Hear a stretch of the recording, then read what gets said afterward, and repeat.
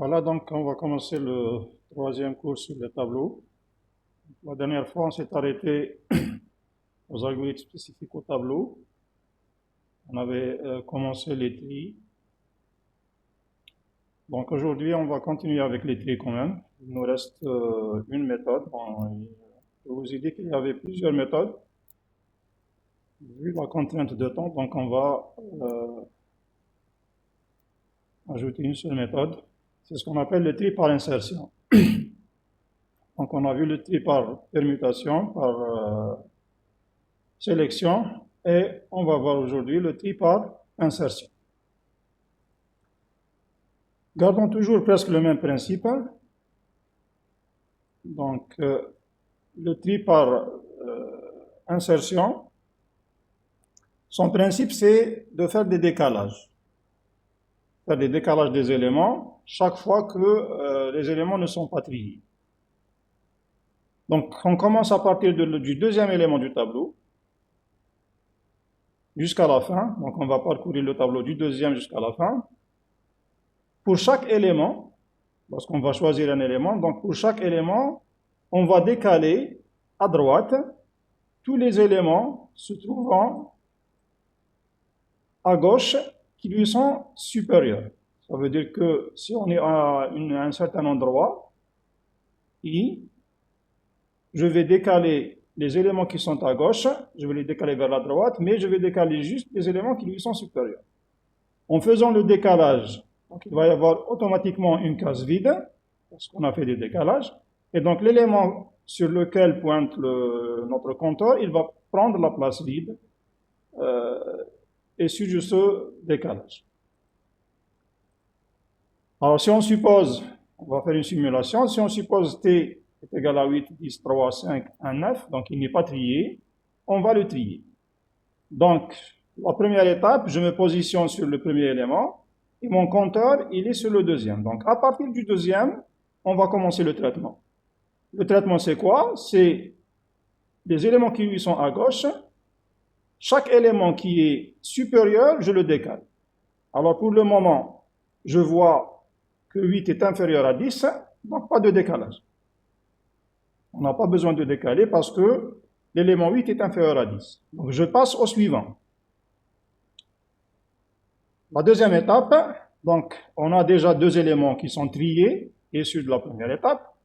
Je passe à l'élément suivant. Donc puisqu'on a commencé à partir du deuxième, maintenant on passe au troisième. Le troisième élément, je vois que il est inférieur à celui qui est à gauche, et même celui d'avant. Donc, on va décaler tous les éléments qui sont à gauche de lui. Donc, le 8 et le 10, on va les décaler à droite. Donc, les décalages se font vers la droite. Et je décale quoi? Je décale les éléments qui sont à gauche. Donc, qu'est-ce que je fais? Je vais retirer le 3, l'élément concerné, je décale. Ensuite, il va prendre la place. Donc ensuite, on place l'élément en question dans le vide laissé par le décalage. Et ainsi, donc, on a trié trois éléments. Je passe à l'étape suivante. Donc, l'étape suivante, on est à l'élément 5. Je vais voir tous les éléments qui sont supérieurs à 5, je vais les décaler vers la droite. Donc, mis à part le 3 qui est inférieur, je vais décaler le 8 et le 10. Donc, 10 est supérieur à 5, je vais décaler le 8 il est supérieur à 5, je vais décaler donc le 10 et le 8. La même chose, donc je vais retirer le 5, je décale le 8 et le 10, et le 5 prend la place vide. Ainsi, on a trié les éléments 3, 5, 8 et 10. Je passe à l'étape suivante. L'étape suivante, donc, ça concerne l'élément 1. Je vais voir les éléments qui sont avant lui. 3, 5, 8 et 10, ils sont tous supérieurs à 1. À partir du 10, donc 10 supérieur à 1, 8 supérieur à 1, 5 supérieur à 1, 3 supérieur à 1. Donc je vais décaler tous ces éléments-là vers la droite. Donc je vais retirer le 1, je décale les éléments, et les éléments prennent la place vide. Donc ainsi on a 1, 3, 5, 8, 10 qui sont triés, il me reste le 9. Cinquième étape, donc je m'intéresse au dernier élément. Je vois que le dernier élément il est inférieur à celui qui est à gauche. Donc, je vais décaler tous les éléments qui sont à gauche vers la droite, mais qui sont supérieurs. Alors, parmi les éléments qui sont à gauche, je ne vois que le 10 qui est supérieur. Donc, je vais décaler seulement le 10 dans ce cas. Donc, je vais retirer le 9, je décale le 10, et le 9 prend la place vide. Et ainsi, on termine. Il n'y a plus d'éléments. Donc, c'est la fin de l'opération du tri par insertion. Et vous voyez qu'on a obtenu le tableau qui est trié. Alors, en passant à l'algorithme d'insertion. Donc, j'ai un tableau, comme l'algorithme des algorithmes précédents. Donc, je vais lire le tableau. C'est une action qui ne change pas, quelle que soit la méthode de tri. Le début du tri. Donc, on a dit qu'on va commencer à partir du deuxième élément. Donc, du deuxième jusqu'à la fin. Qu'est-ce que je fais? Je retire l'élément. C'est ce qu'on faisait retirer. Donc, x reçoit t de i. Ensuite, je vais dire tous les éléments qui sont à gauche. Donc, je vais commencer j à partir de i. Et je vais dire, tant que j est supérieur à 1 et t de j-1, donc les éléments qui sont avant j-1, ils sont supérieurs à l'élément concerné, qui est le x1, je vais faire un décalage. Le décalage, c'est quoi? Donc, t de j, il reçoit t de j-1. Ça veut dire que avant, il prend la place de j. En bas, j reçoit j-1, donc je recule. La même chose. Donc, tant qu'il est supérieur à 1, tant que je ne suis pas arrivé au début du tableau, et tant que la valeur est supérieure, parce que je ne vais pas décaler les valeurs qui sont inférieures, je ne décale que les valeurs qui sont supérieures à l'élément concerné, à x. Qu'est-ce que je fais? Donc, je boucle. À chaque fois, je fais des décalages. Quand je mets à t de j reçoit t de j-1, ça veut dire que c'est un décalage à droite. Donc, l'élément qui était à j-1, il oulif j. La prochaine fois, l'équin j-2, il oulif j-1. La prochaine fois, celui qui était à j-3 devient à j-2. Et donc, vous voyez qu'on est en train de faire des décalages. Donc, ça, c'est un décalage à droite de tous les éléments de gauche qui sont supérieurs à x. À la fin, donc, l'élément qu'on a retiré, il va prendre la place de la case vide. Donc, t de j, parce qu'on est arrivé à un point j, où le t de j-1 n'est pas supérieur à x. Ou bien qu'on est arrivé à la première case. Donc, je vais dire que t de j reçoit l'élément qu'on a retiré, l'élément x. Donc, mettre l'élément dans le vide laissé par le décalage. Je boucle sur ça, donc de la deuxième position à la dernière, et à la fin, bien sûr, j'ai le tableau qui est trié, donc je vais l'afficher pour i allant de 1 à n, faire écrire T2. C'est ce qui termine les algorithmes de tri. Alors, passons maintenant au tableau à deux dimensions, bien ce qu'on appelle les matrices. Donc, on avait dit que les tableaux, il y avait deux types de tableaux. Donc, les tableaux à une dimension, qu'on a appelé les vecteurs, et les tableaux à deux dimensions, ou bien supérieurs à deux. Bon, pour les deux dimensions, donc, on les appelle des matrices. C'est ce qui correspond en mathématiques aux matrices. Mais, je dirais que c'est un tableau à deux dimensions. Comme je peux avoir des tableaux à trois dimensions, quatre dimensions, ainsi de suite.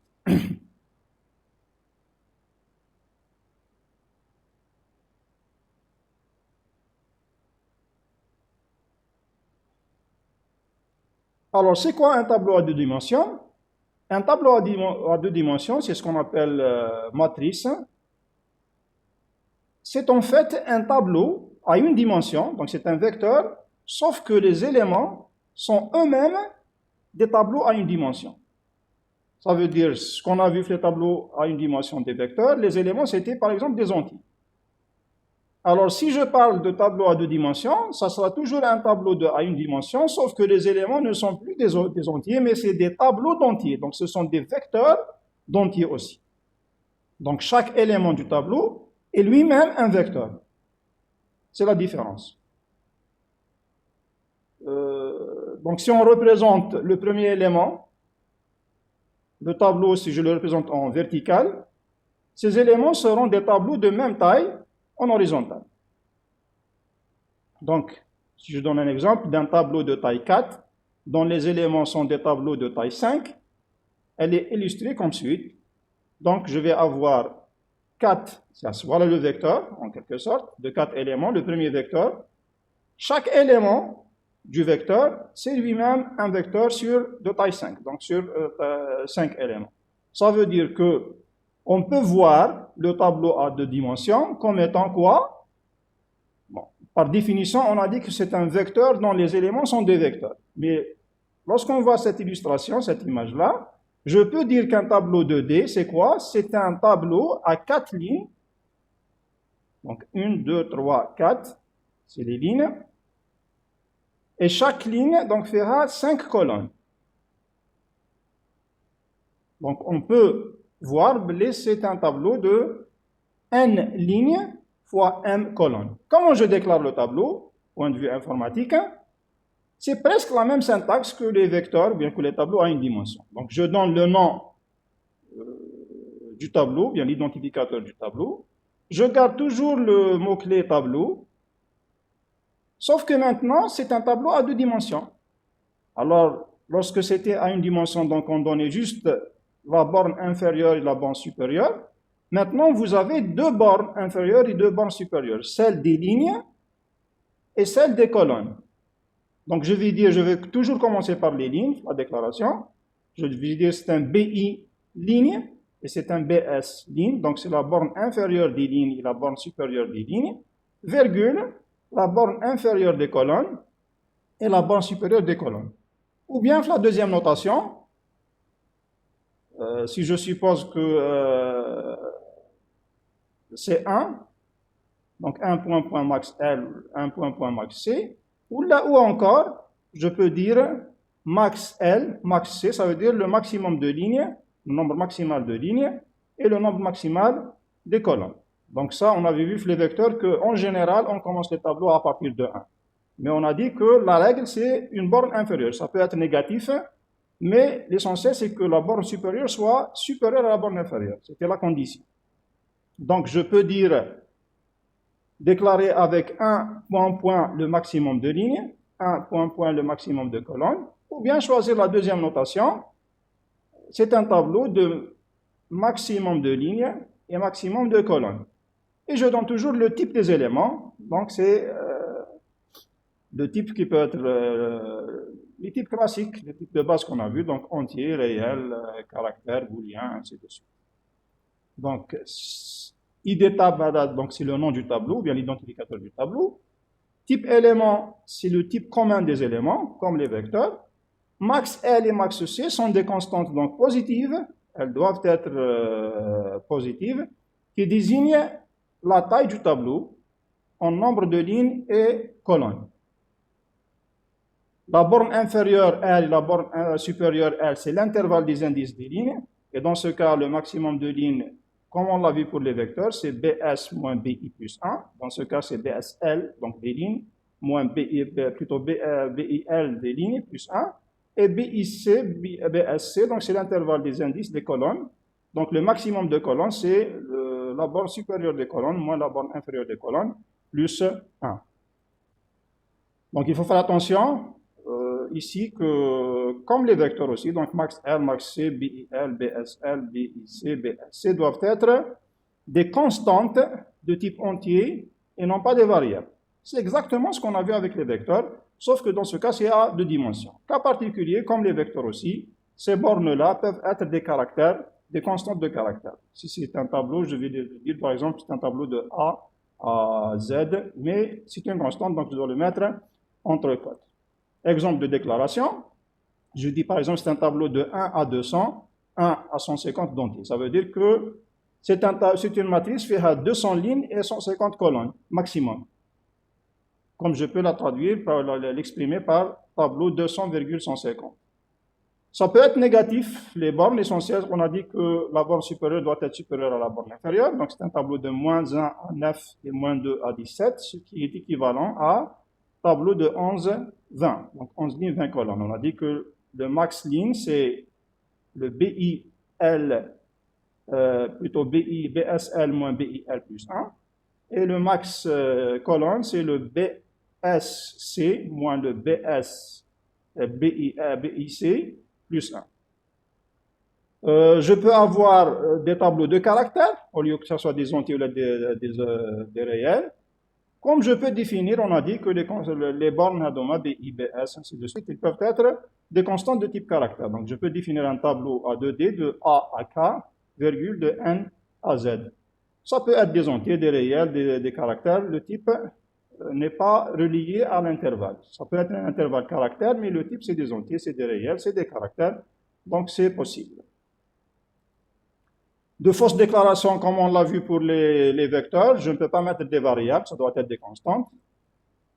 Je ne peux pas avoir des valeurs positives, là, plutôt le BS supérieur à BI, donc ça doit être inférieur. Je ne peux pas avoir des variables, ici sont les codes, parce que ça devient des variables et non pas des constantes caractères. Par contre, qui marche les vecteurs aussi, donc si je déclare n et 1 comme des constantes, ça veut dire qu'ils ont maintenant des valeurs, je peux faire ces déclarations et elles deviendront correctes. Par contre ici, ce n'est pas correct parce qu'on ne savait pas quelle est la valeur de n et de 1. Mais une fois qu'on le connaît, à travers la déclaration des constantes, donc ça devient une déclaration correcte. Les opérations sur les tableaux 2D, c'est exact, puisque ce sont des vecteurs à une dimension. Un tableau 2D, c'est un vecteur dont les éléments sont des vecteurs, donc ça revient finalement à des vecteurs 1D. Donc, toutes les opérations qu'on a vues avec les vecteurs sont applicables aux opérations au tableau à 2D. Bon, bien sûr, en respectant la différence qu'il y a entre les deux. Par exemple, la référence d'un élément, c'est un tableau 2D. On a dit qu'un tableau 2D, c'est quoi? Il est défini par un nombre de lignes et un nombre de colonnes. Et donc, la position dans un tableau 2D, elle est définie par la ligne et la colonne. Au lieu que ce soit un seul indice, comme pour les vecteurs ou bien les tableaux à une dimension, puisque c'est un tableau à deux dimensions, donc j'ai besoin de la ligne et de la colonne pour positionner un élément. Donc, la syntaxe, c'est quoi? C'est le nom du tableau, et je mets entre crochets comme les vecteurs, sauf qu'au lieu d'avoir un seul indice, I, ici, je vais avoir deux indices, indice de la ligne, virgule, indice de la colonne. Indice de la ligne, indice de la colonne, c'est comme les indices du tableau à une dimension, donc c'est une expression arithmétique de type entier ou bien une constante caractère. Les deux, donc, ils peuvent être des expressions. Par exemple, je peux avoir m de 1,5, donc je vais sélectionner l'élément qui se trouve à la première ligne et la cinquième colonne. Si je mets tab t de 10,3, donc c'est l'élément qui se trouve à la dixième ligne, troisième colonne. Si je mets tab une expression, 2 fois i plus 3, i plus 4j, donc je vais évaluer l'expression, je trouve la ligne, évaluer cette expression, je trouve la colonne, ensuite je vais me positionner sur le tableau.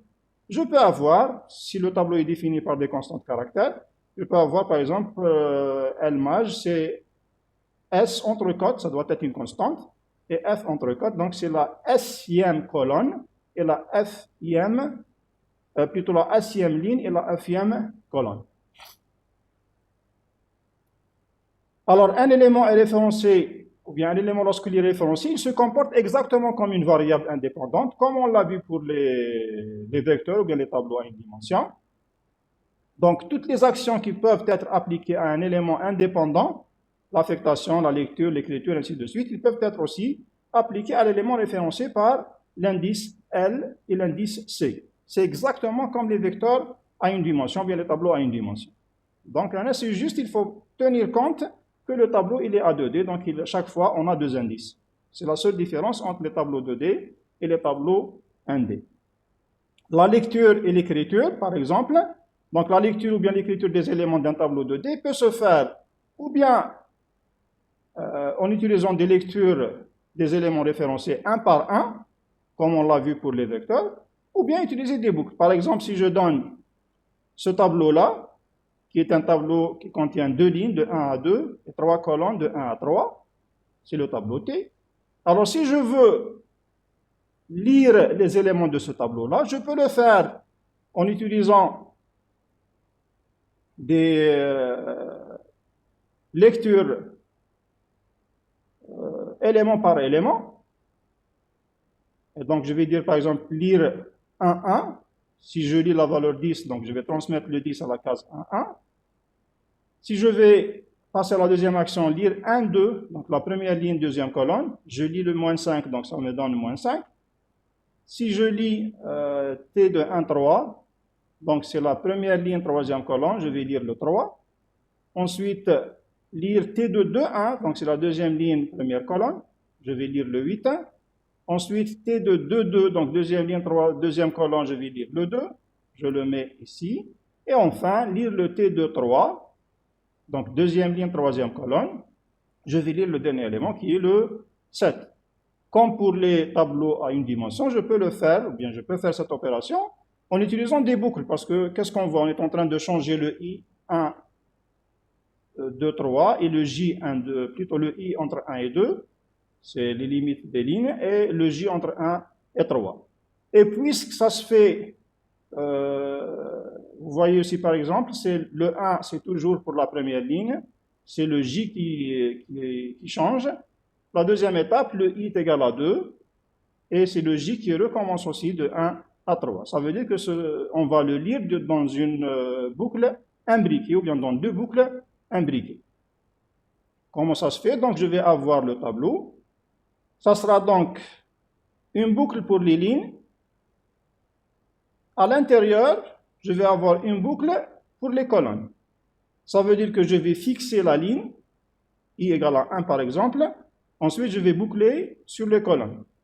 Une fois que je termine, je passe à la deuxième ligne et je vais reboucler sur les colonnes. Une fois que ça se termine, je vais aller à la ligne suivante, s'il y a plusieurs lignes, donc 3, 4, ainsi de suite. Chaque fois, je fixe la ligne. Donc, si je me donne deux compteurs I et J, je vais fixer la ligne à 1 et je commence la colonne à partir de 1, toujours, jusqu'à la dernière colonne. Donc, je vais exécuter pour 1, 1, je vais lire le 10.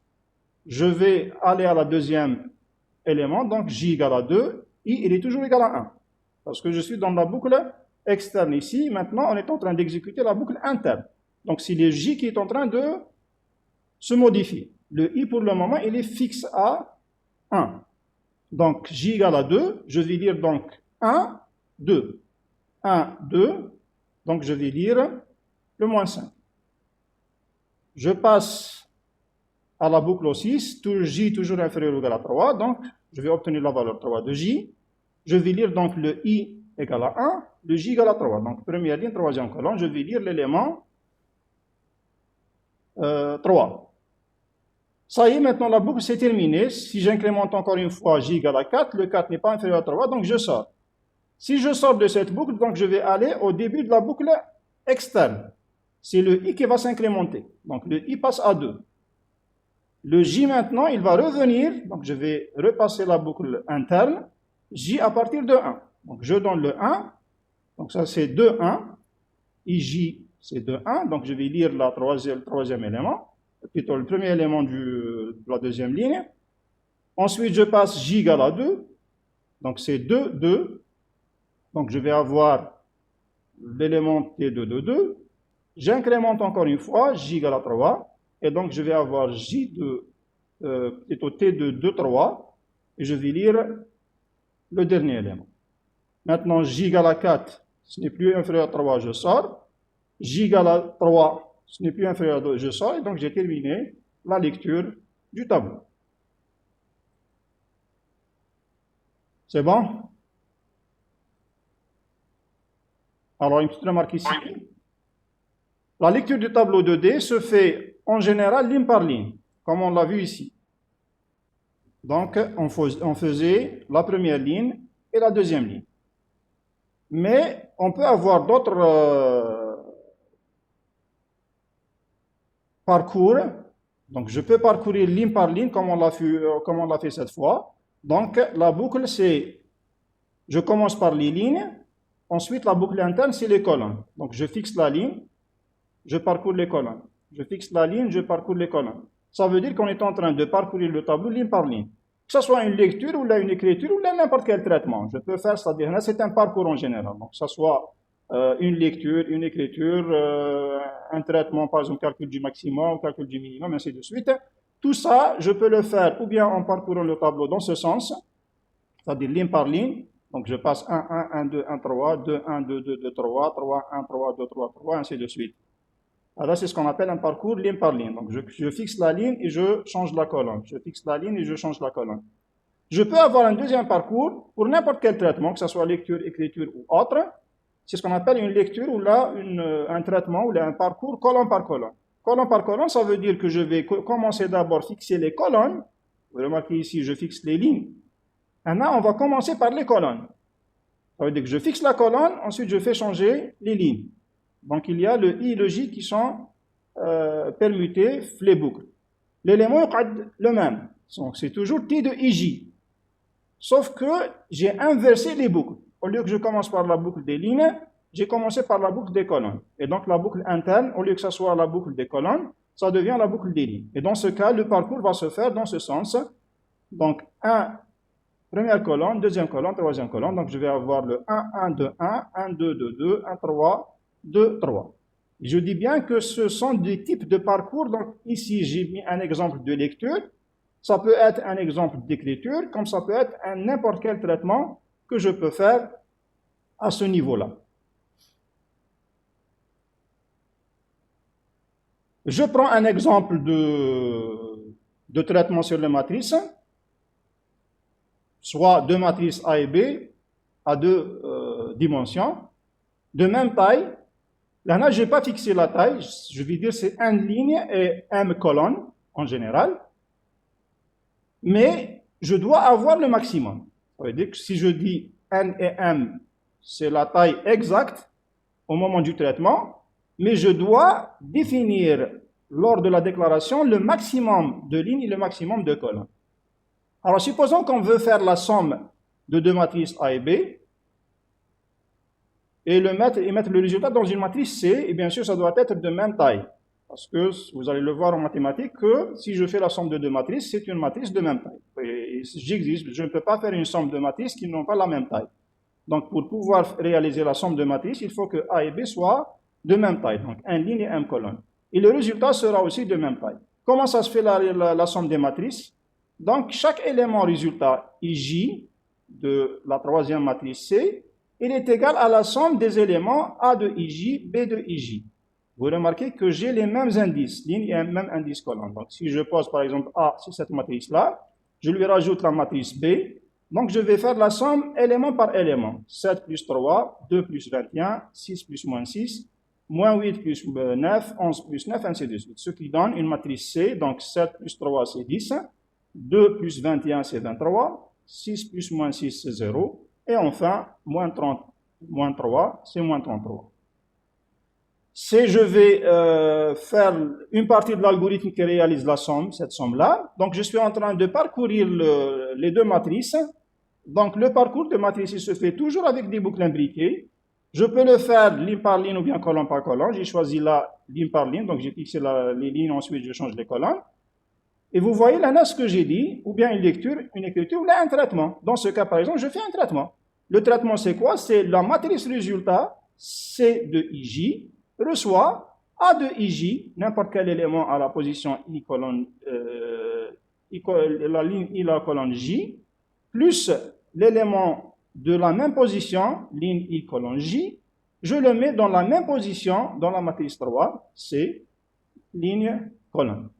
Donc, si je fais cette boucle-là, je vais obtenir la matrice C. Donc ça, j'ai donné juste la partie qui fait la somme. Donc, avant ça, je devais déclarer, faire la lecture de A, la lecture de B, et à la fin, je vais afficher le résultat.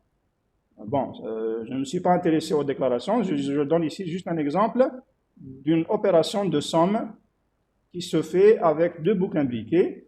Les boucles imbriquées, donc, je peux utiliser l'inverse, c'est-à-dire le colonne par colonne.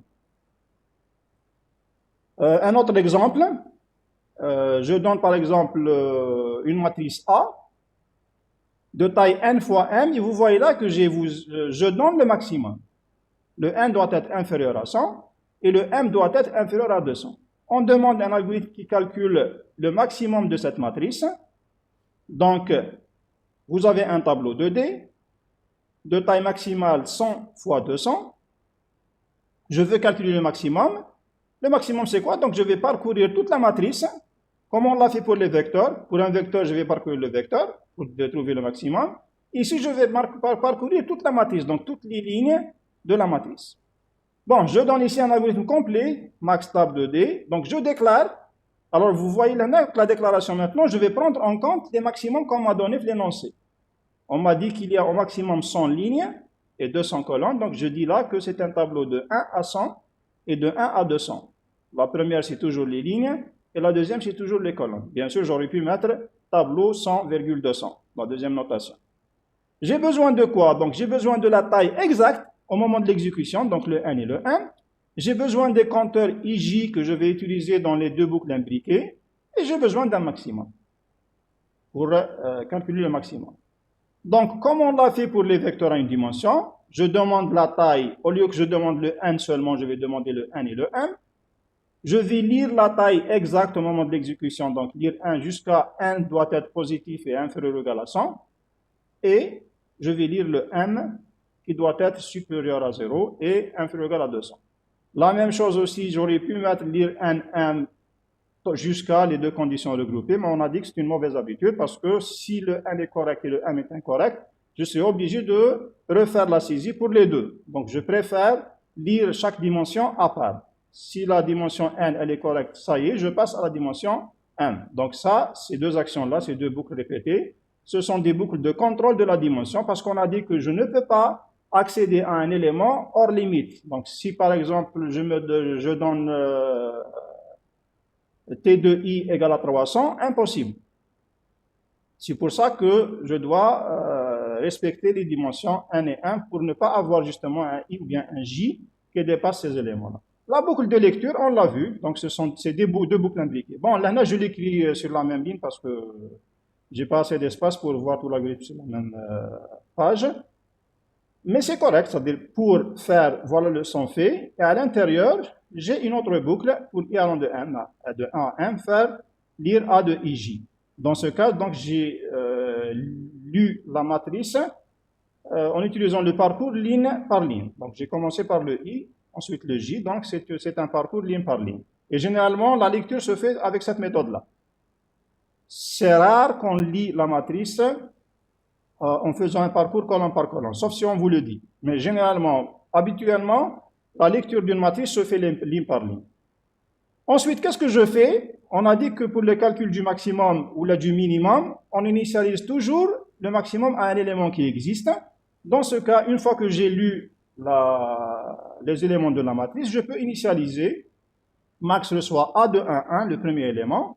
Ensuite, je vais refaire les deux boucles imbriquées parce que j'ai dit que chaque fois que vous faites un traitement sur les matrices, sur le tableau 2D, vous avez besoin de deux boucles imbriquées. Que ce soit avec un parcours ligne par ligne ou la colonne par colonne, les deux sont corrects, mais généralement, habituellement, on travaille avec des parcours ligne par ligne. Maintenant, la partie traitement, c'est le traitement qu'on demande. Tout à l'heure, j'avais des lectures, je peux avoir des écritures, comme je peux avoir un traitement qui se fait à l'intérieur de la boucle interne. Donc, la boucle externe pour I allant de 1 à n, je parcours les lignes. La boucle interne, pour J allant de 1 à m, je parcours les colonnes. Le traitement maintenant, ce n'est pas une lecture, c'est un calcul du maximum. Le calcul du maximum, on l'a vu. Donc, je vais dire si l'élément référencé A de IJ est supérieur à max initial, je vais changer le maximum. Donc, le maximum reçoit A de IJ. Fin de ci. Fait. Donc, si le deuxième élément est supérieur, je change, sinon je passe au suivant. Donc, ça, c'est la boucle de recherche du maximum. Une fois qu'on termine, je vais afficher et dire que le maximum, c'est max. C'est bon? Est-ce que c'est OK? Monsieur, est-ce qu'on peut imbriquer la boucle de la lecture dans la boucle de la recherche de max? On fait la lecture et la recherche en même temps. Très bien. C'est faisable. Pédagogiquement, j'ai séparé les boucles. Pédagogiquement, j'ai séparé les boucles. Donc, je vais dire d'abord boucle de lecture, ensuite la boucle de recherche du maximum. Alors, votre camarade, elle dit, j'aurais pu faire la recherche du maximum en utilisant la même boucle. Oui, c'est OK, mais faites attention. Là, ce n'est pas comme les vecteurs, donc je dois lire d'abord le premier élément. Parce que vous ne pouvez pas initialiser le maximum à n'importe quoi. Ça doit être initialisé au premier élément de la matrice. Donc, je dois lire d'abord A de 1, 1, que j'initialise le max à cette valeur-là. Ensuite, je vais refaire plutôt continuer la lecture. Mais là, contrairement aux vecteurs, les vecteurs, on aurait pu lire A de 1, ensuite je commence la boucle à partir de 2. Et je n'aurai aucun problème. Par contre, les tableaux A2D, vous aurez un petit problème. Pourquoi? Parce que si vous commencez, vous dites que je vais lire le A11, donc la boucle I va commencer à partir du 2. Mais si je commence à partir du 2, la prochaine fois, je vais oublier la colonne qui concerne le I égale à 2, ainsi de suite. Donc je préfère les matrices, faire la lecture complètement ou la contrôler. Si on veut faire la même boucle, il faut faire attention au fait que l'élément A de 1 doit être lu avant de commencer la boucle. Parce que sinon, je ne peux pas comparer AIG avec le maximum. OK? Oui, merci. Bien. On termine par les chaînes de caractères.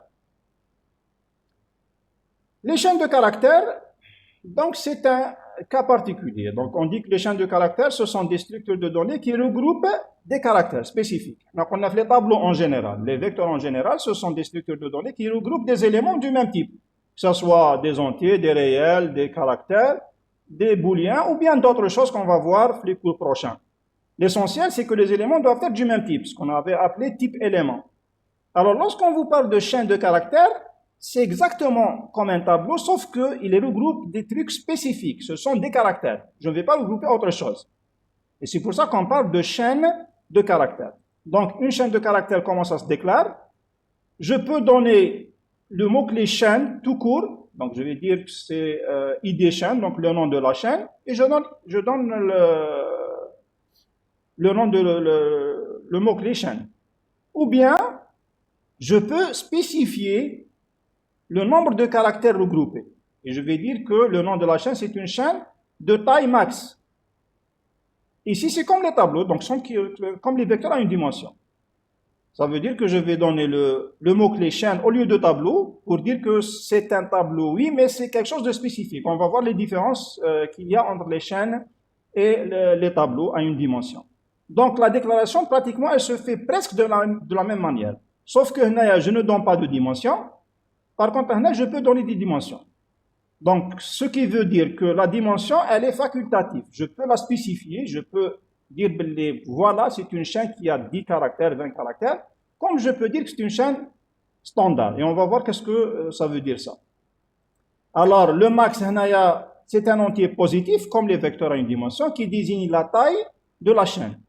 Si la taille n'est pas précisée, le système prend le maximum possible. Donc, si je ne donne pas ici la taille, le système va prendre le maximum qu'il peut prendre dans une chaîne. Généralement, c'est la taille d'un entier dans le système. Si l'entier est représenté par exemple sur 8 bits, ça sera 255. Si l'élément est représenté, l'entier est représenté sur 2 octets, donc sur 16 bits, ça sera quelque chose comme bon, ça va jusqu'au, je pense, sur 16 bits, ça peut aller jusqu'au million. Pour les 8 bits, ça peut aller jusqu'à 32 000, je pense, quelque chose comme ça, parce qu'il n'y a pas de nombre négatif. Donc, c'est une représentation en binaire pure. Donc, si vous ne mettez pas la taille maximale, le système va prendre lui-même le maximum qu'il peut prendre. Si on est dans une machine qui travaille sur 16 bits, donc il y a le maximum sur 16 bits. Si c'est une machine qui travaille, un processeur qui travaille sur 8 bits, il va prendre le maximum sur 8 bits. Si c'est un processeur qui travaille sur 32 bits, il va prendre le maximum sur 32 bits. C'est pas intéressant. Bon, il est préférable de le savoir pour prévoir quel est le nombre de caractères qu'on peut saisir. Mais sinon, je dirais que ça va prendre le maximum. Par contre, si vous spécifiez tout le maximum, donc il va réserver un espace pour tant de caractères. Exemple, si je dis le nom, c'est une chaîne qui contient 25 caractères, donc pas plus de 25. Par contre, si je mets adresse, je vais dire, bon, les adresses, ils changent de emplacement géographique à un autre, donc je ne peux pas spécifier exactement la taille. Je vais dire, je vais prendre le maximum pour l'adresse. Allez, je ne vais pas fixer, je vais prendre le maximum. C'est correct. J'aurais pu mettre un chaîne 300. J'aurais pu mettre, par exemple, chaîne 500 pour l'adresse. Je prévois le maximum. Si je ne mets pas, c'est le système qui va prendre le maximum. Faites juste attention, si vous faites, par exemple, chaîne sans préciser la taille, le système va prendre le maximum, et donc, comme les tableaux, si vous utilisez juste les 60, les 300 caractères, les premiers caractères, le reste, il sera vide, il sera occupé, c'est-à-dire réservé à vous. C'est comme les variables qu'on réserve, des emplacements mémoire, mais qui ne seront pas utilisés. Bon, tant pis. L'essentiel, on sera sûr qu'il ne va pas y avoir de problème de taille. Mais lorsque vous manipulez des chaînes que vous connaissez à peu près la taille maximale, il vaut mieux le spécifier pour ne pas avoir des espaces perdus pour rien. Par exemple, les noms, bon, généralement, on ne trouve pas des noms supérieurs à 25 caractères ou là, maximum 30 caractères. Donc, pourquoi réserver une chaîne standard de 255 ou de 32 000 caractères pour rien? Donc, il est préférable, lorsque vous avez des chaînes dont la taille, elle est presque connue, donc ou bien on connaît le maximum, on va spécifier ici le maximum. Alors, quelles sont les opérations qu'on peut faire sur les chaînes de caractères? Première chose à savoir, c'est qu'une chaîne de caractères, c'est un cas particulier des tableaux de caractères à une dimension. Donc, elle peut se comporter exactement comme un vecteur de caractères. Regardez la première règle à prendre en compte. C'est qu'une chaîne, c'est pratiquement un tableau de caractères à une dimension. Mis à part la spécificité qu'elle soit une chaîne, je peux traiter une chaîne de caractères comme un tableau à une dimension de caractères sans aucune différence. Mais vous allez me dire, alors ça sert à quoi? Eh bien, on va voir que ça sert parce qu'on a quand même des différences. Donc, ça veut dire que je peux exploiter une chaîne mieux qu'un tableau de caractères. Donc, si je considère que la chaîne de caractères, c'est un vecteur de caractères, donc toutes les opérations appliquées au vecteur peuvent être appliquées aux chaînes. On a pour dire, déjà, un point fort, c'est que les chaînes de caractères, ça peut être un vecteur de caractères. D'ailleurs, on sait, c'est pratiquement une chaîne de caractères, c'est un tableau de caractères. Il n'y a pratiquement pas de différence. Les différences, bon, c'est des trucs, des bibliothèques en plus. Vous devez mettre include string.h pour pouvoir manipuler les chaînes. Mais dans d'autres langages, tels que le Pascal, donc, il a quand même pas mal d'actions qu'on peut exécuter sur les chaînes sans faire appel à autre chose. Bon, la différence maintenant, si on a dit que je peux considérer que la chaîne, que la chaîne est un tableau à une dimension de caractères. Alors, pourquoi alors définir un nouveau type chaîne? Donc, on va définir un nouveau type chaîne, c'est parce que vous avez quand même des trucs, des avantages en plus. C'est des avantages en plus des vecteurs à une dimension. Et donc, que je peux exploiter, ça me facilite la manipulation des chaînes de caractères. Quelles sont donc les différences entre chaînes de caractères et tableaux de caractères? Alors, en plus du comportement comme un tableau, une chaîne possède des propriétés spécifiques. Et voilà ce qui est intéressant. Donc, je peux la considérer comme un tableau et dans ce cas, pas de différence. Mais si je vais exploiter ces propriétés spécifiques, ça veut dire que je vais avoir des trucs en plus que je ne peux pas appliquer au tableau de caractères. Par exemple, la lecture et l'écriture. Alors, la lecture ou bien l'écriture, c'est-à-dire l'affichage, d'une chaîne peut se faire avec une seule action sans faire appel aux boucles. Chose qu'on ne pouvait pas faire avec les tableaux. Avec les tableaux, donc, ou bien que vous allez afficher élément par élément, ou bien utiliser une boucle. Par contre, lorsque vous utilisez une chaîne, au lieu d'un tableau de caractères, vous pouvez lire ou bien écrire tous les éléments de la chaîne, donc tous les indices, avec une seule action. Pardon. Syntaxe, je vais dire lire le nom de la chaîne. C'est tout. Par exemple, lire nom. Or, que si c'était un tableau de caractères, un vecteur de caractères, j'aurais mis là, lire nom de 1, lire nom de 2, lire nom de 3, ou là, pour i allant de 1 à n, faire lire nom de i. Donc, c'est un avantage. Je vais manipuler le tableau en entier avec une seule variable, comme si c'était une variable simple, comme si c'était un caractère. Sauf que là, je peux saisir le nom en entier. Quand je vais saisir ça carrément, et ça va prendre en entier tous les caractères de la chaîne avec une seule lecture. L'affichage, la même chose. Je peux écrire le nom de la chaîne, la syntaxe, la voilà. Un exemple, écrire le nom. Et dans ce cas, ça va vous afficher tous les éléments, donc tous les caractères qui composent la chaîne, sans faire appel aux boucles. Donc ça, c'est un grand avantage, ce qui nous facilite la lecture ou bien la manipulation en général des chaînes. Et c'est quelque chose qu'on ne pouvait pas faire avec les tableaux de caractères. Deuxième différence, il y a ce qu'on appelle l'opération de concaténation. L'opération de concaténation, c'est quoi? C'est une opération qui permet de regrouper des chaînes. C'est en quelque sorte, c'est l'addition des chaînes. Bon, ce n'est pas l'addition dans le sens arithmétique, ce n'est pas dans le sens de 1 plus 2 égale à 3. Mais c'est dans le sens de concaténation, ça veut dire poser la première chaîne à côté de la deuxième chaîne. Sa syntaxe, c'est quoi? On utilise toujours le symbole plus, mais le plus, attention, ce n'est pas un plus arithmétique. C'est un plus appliqué aux chaînes. Donc, je peux avoir la première chaîne plus la deuxième chaîne. Je peux bien sûr avoir plus la troisième chaîne, plus la quatrième chaîne, ainsi de suite. Un exemple, je peux avoir par exemple non plus la chaîne, c'est une chaîne constante celle-là, donc cote, blanc, cote. C'est une chaîne, mais c'est une constante. Plus prénom. Donc ça, c'est faisable pour les chaînes. Par contre, les tableaux, on ne pouvait pas faire ça. Si c'est un tableau de caractères, si vous voulez mettre une chaîne après l'autre, vous deviez avoir une boucle pour ajouter tous les caractères de la deuxième chaîne vers la première. Par contre, là, ça vous facilite. Donc, vous voyez que je mets non plus prénom directement, là non plus je sépare par un blanc, et vous avez une seule chaîne qui contient le nom et le prénom, séparés par un blanc. On a aussi l'affectation. L'affectation entre les chaînes est possible, même s'ils n'ont pas la même taille. Bon, l'affectation, elle est faisable aussi avec les tableaux de caractères ou n'importe quel type de tableau, mais on exige que les tableaux doivent être de même taille. Sinon, on ne peut pas faire l'affectation entre les tableaux. Bon, peut-être on n'a pas vu le cours dans les tableaux précédents, mais sachez qu'on peut faire des affectations entre tableaux, mais ça doit être de même taille. Les chaînes, on n'exige pas cette condition. Donc, je peux faire une affectation entre les chaînes, même s'ils n'ont pas la même taille. La syntaxe, c'est clair, donc c'est comme une expression, le nom de la chaîne, il reçoit une expression de type chaîne. C'est quoi une expression de type chaîne? Donc ça peut être une chaîne, une simple chaîne, comme ça peut être une combinaison de chaînes. Combinaison de chaînes, ça veut dire quoi? Ça veut dire que je peux avoir une concaténation. Parce que la seule opération qu'on peut faire sur les chaînes, c'est le plus. Le plus dans le sens concaténation, et non pas dans le sens arithmétique.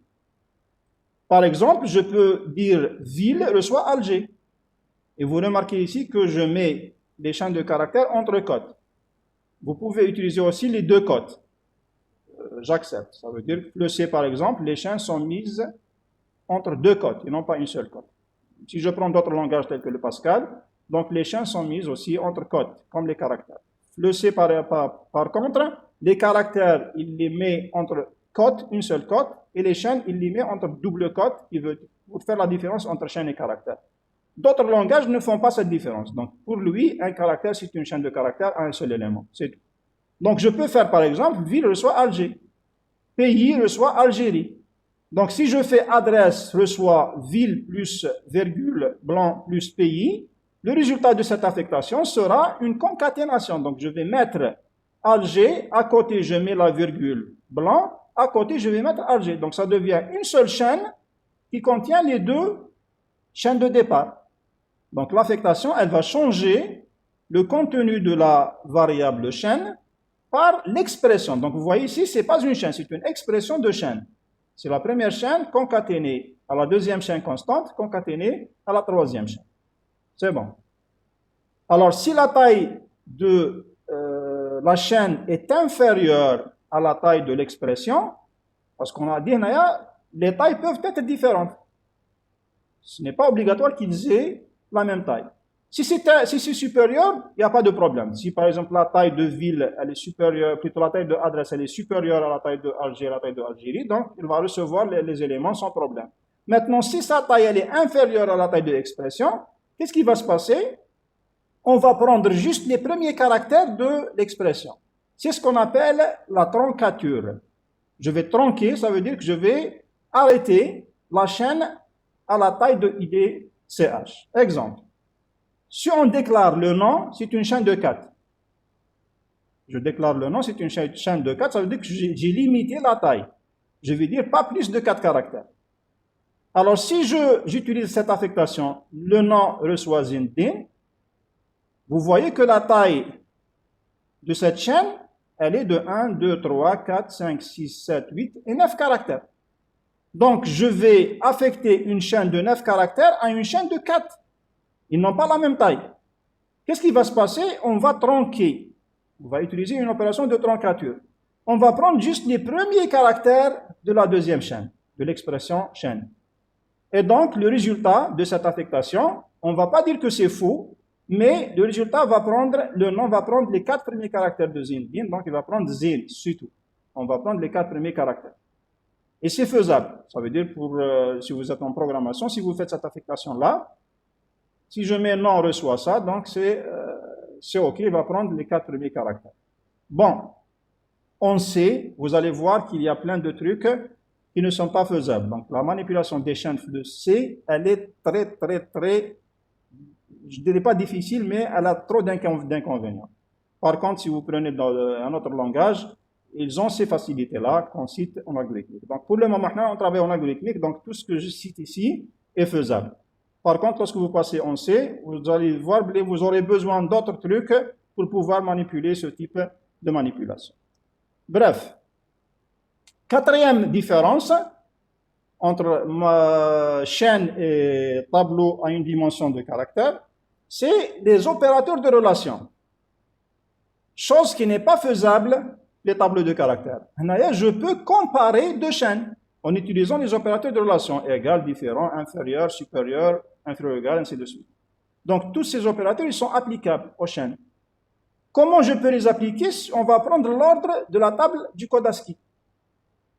Vous vous souvenez, les premiers cours, on m'avait dit que les caractères, ils sont manipulés avec leur code à l'intérieur de la machine. On n'a pas de l'alphabet et tout. Donc, on a manipulé des chiffres. Et je vous ai dit à l'époque que la table ASCII, elle prend en compte le tri par ordre alphabétique. Et justement, sur la base de ça, je peux faire des comparaisons entre les chaînes. C'est clair? Et donc, si je prends par exemple Alger, je peux dire que Alger est différent de Algérie, parce qu'ils n'ont pas le même contenu. Je peux dire que Alger est supérieur à LG. Pourquoi? Parce que le A c'est identique, le L c'est identique, le G c'est identique, mais il a un E en plus, donc il est supérieur. Attention, Albert est inférieur à LG. Vous allez me dire, mais attention, la taille est supérieure. La comparaison, on ne prend pas compte la taille.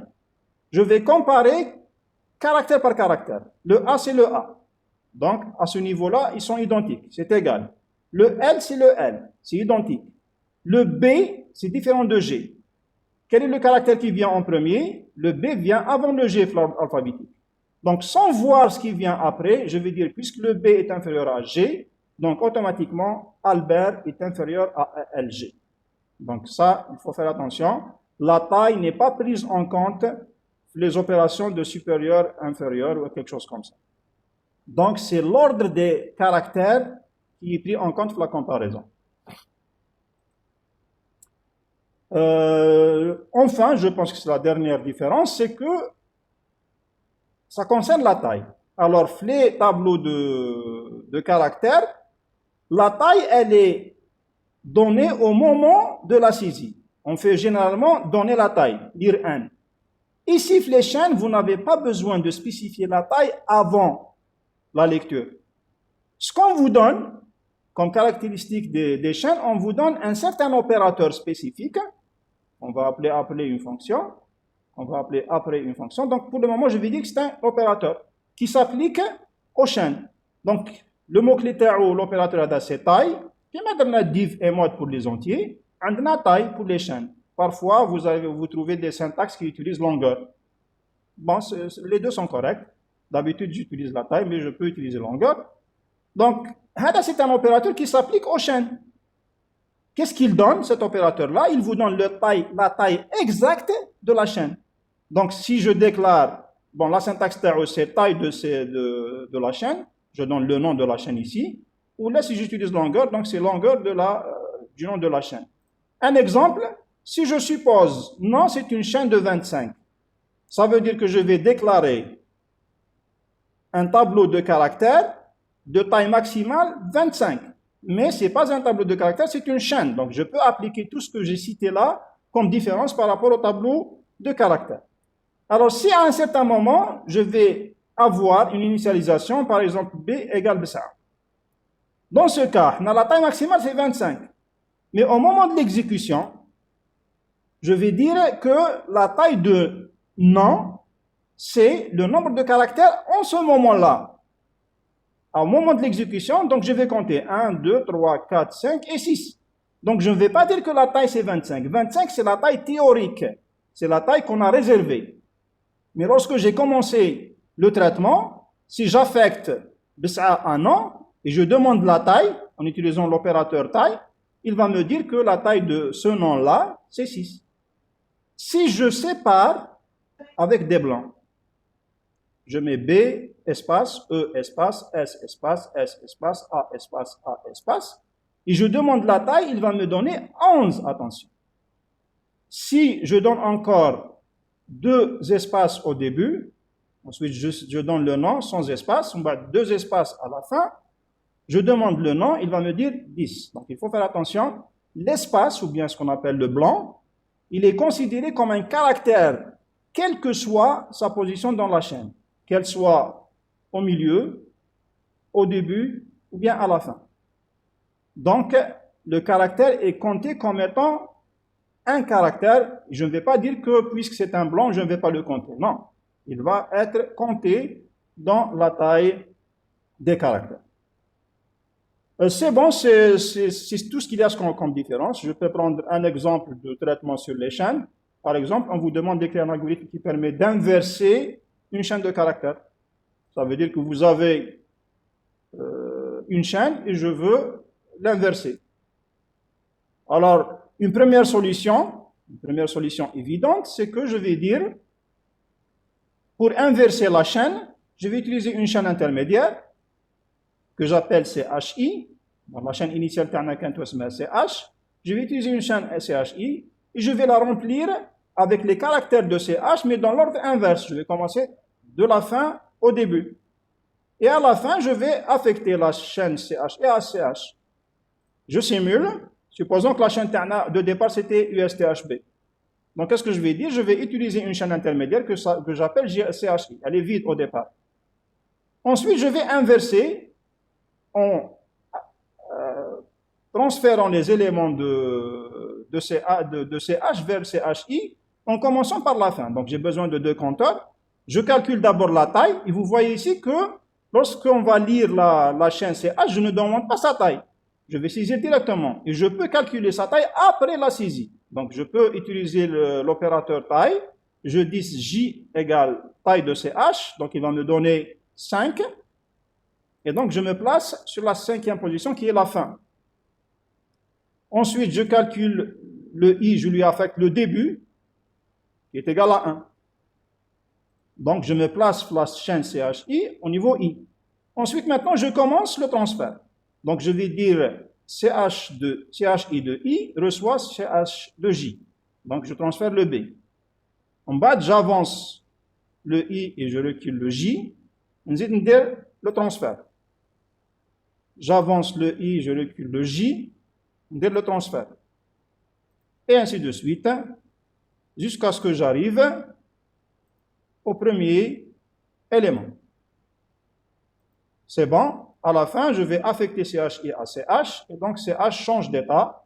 Il va être égal au même résultat, sauf qu'il est inversé. Il va se lire de droite à gauche, USTHB, or que c'était USTHB dans le sens gauche-droite.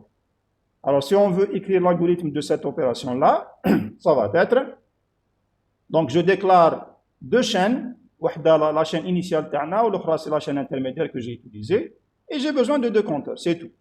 Donc, je vais dire donner la chaîne, et vous voyez ici que je ne vais pas lire avec une boucle. Je vais lire en utilisant les propriétés de la chaîne, lire CH directement.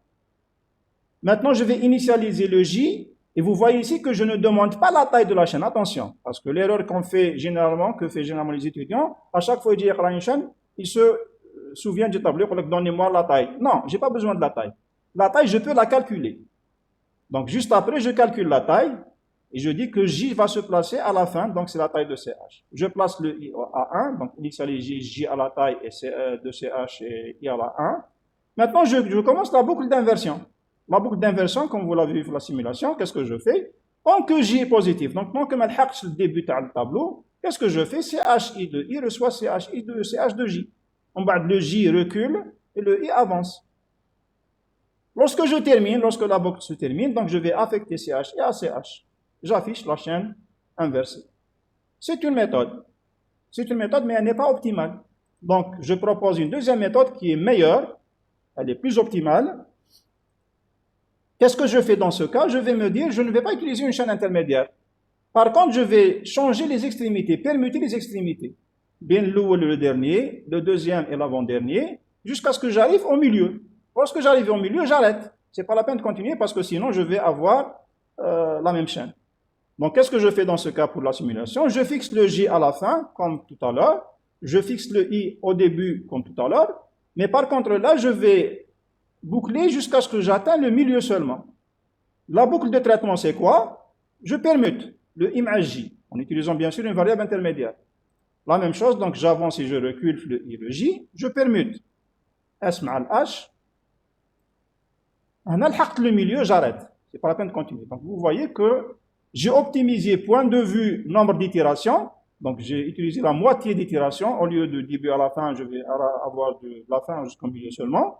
Et j'ai optimisé dans le sens mémoire. Je n'ai pas utilisé de mémoire supplémentaire. Donc, je n'ai pas eu besoin de faire une chaîne supplémentaire. L'algorithme dans ce cas serait donc la chaîne CH. Donc, je n'ai pas besoin de CHI. C'est la version 2. J'utilise toujours le IJ avec une variable de permutation. Et j'utilise une taille T. Bon, je peux m'en passer de cette taille T, mais dans ce cas, je vais avoir, à chaque fois, je vais recalculer la taille, ce qui est un traitement supplémentaire. Donc, je préfère déclarer une variable. Je calcule la taille, donc je vais lire la chaîne CH comme tout à l'heure, et je vais mettre T égale taille de CH, J à la fin, donc T, I au début, donc c'est 1. Et je dirais, non pas tant que J est supérieur à 0, mais tant que J est supérieur à T div 2. Alors, si je n'avais pas utilisé cette taille-là, T, j'aurais mis l'hnaya tant que J est supérieur à taille de CH. Donc, ça veut dire que chaque fois, je vais calculer taille de CH.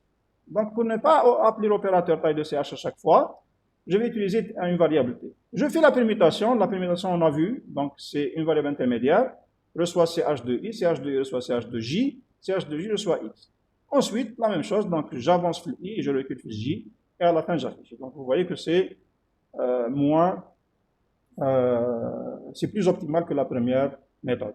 Ce qui termine notre cours sur les tableaux. Alors, monsieur, on peut utiliser la boucle pour. La boucle pour, non. Si vous utilisez la boucle pour, donc vous devez commencer avec le i, parce que la boucle pour doit être incrémentée. Donc je vais dire pour i allant de 1 à t div 2. Et vous aurez fait à chaque fois le dakhel, j reçoit j-1. Oui, c'est OK. Je peux faire ça. Je dirais pour i allant de 1 jusqu'à t div 2. Je fais ça. Donc, la boucle pour, par contre, même si vous êtes au milieu, vous allez permuter le milieu avec lui-même. Bon, une action en plus, c'est pas grave. Mais je peux le faire. C'est bon. Monsieur, la boucle pour, on ne peut pas décrémenter. Non. La boucle pour, non.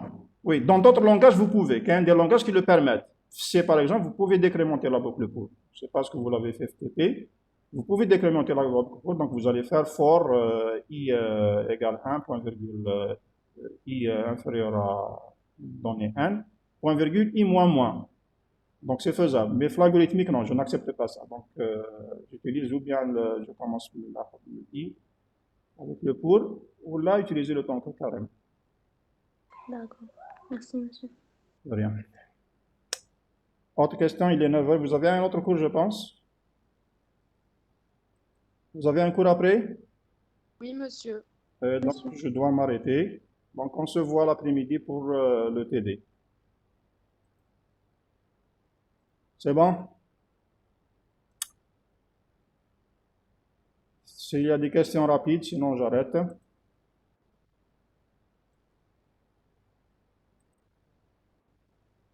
Pas de questions? Voilà, donc je vais arrêter. l'enregistrement. L'après-midi, Inch'Allah.